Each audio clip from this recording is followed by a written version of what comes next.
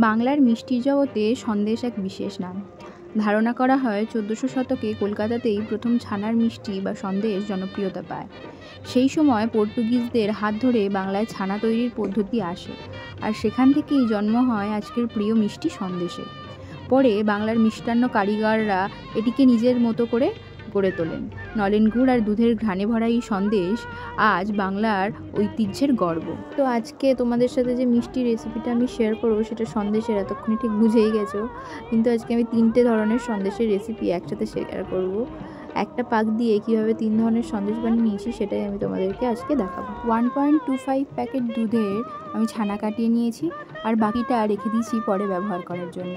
ছানার মধ্যে চিনি এবং অরেঞ্জ এসেন্স আমি মিশিয়ে ভালো করে মেখে নিয়েছি ছানাটাকে একেবারে মিহি করে নেব না, একটু দানা দানা ভাব থাকবে যেমন সন্দেশে থাকে, সেই পর্যায়ে ছানাটাকে রেখে দেবো।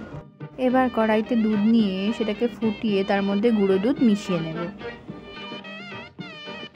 গুঁড়ো দুধটা দুধের সাথে মিশে গেলে তার মধ্যে দিয়ে দেব অরেঞ্জ এসেন্স আরও 2-3 ফোঁটা। এরপর এর মধ্যে মেখে রাখা ছানাটা দিয়ে ভালো করে মিশিয়ে নেব। এই পর্যায়ে আমাদেরকে মিক্সচারটাকে অনবরত নাড়তে হবে, যাতে কড়ার তলাটা কোনোভাবেই ধরে না যায়। এই মিক্সচারটাকে ততক্ষণ জাল দেবো যতক্ষণ না এর লিকুইডটা একদম শুকিয়ে আসছে। যখন কড়া থেকে মিক্সচারটা নিজেই ছেড়ে আসবে তখন বুঝতে হবে যে আমাদের ছানার পাক একেবারেই তৈরি হয়ে গেছে পরবর্তী স্টেপে যাওয়ার জন্য। মেখে রাখা ছানাটাকে দুধের মধ্যে দিয়ে জাল দিয়ে পাক দিতে আমার টোটাল সময় লেগেছে প্রায় 10 মিনিট মতন। ছানার পাকটা রেডি হয়ে গেছে। এবার আমি থালার মধ্যে একটা বেকিং পেপার পেতে নিয়েছি। বেকিং পেপার পেতে তার মধ্যে ছানার মিশ্রণটা দিয়ে একটা স্কোয়ার শেপ তৈরি করে নিয়েছি। এরপর আমার বাকি যে দুধটুকু ছিল সেটুকু আমি কড়াইতে ঢেলে নিলাম। তার মধ্যে দিয়ে দিলাম গুঁড়ো দুধ দিয়ে মিশ্রণটা কিছুটা ঘন হয়ে গেলে তার মধ্যে 2-3 ফোঁটা অরেঞ্জ এসেন্স দিয়ে দিলাম। রেডি আমাদের মালাই। এখানে আমি মালাইয়ের জন্য 1/2 কাপ এবং সন্দেশের পাকের জন্য 1 কাপ গুঁড়ো দুধের ব্যবহার করেছি। এবার সাজানোর পালা।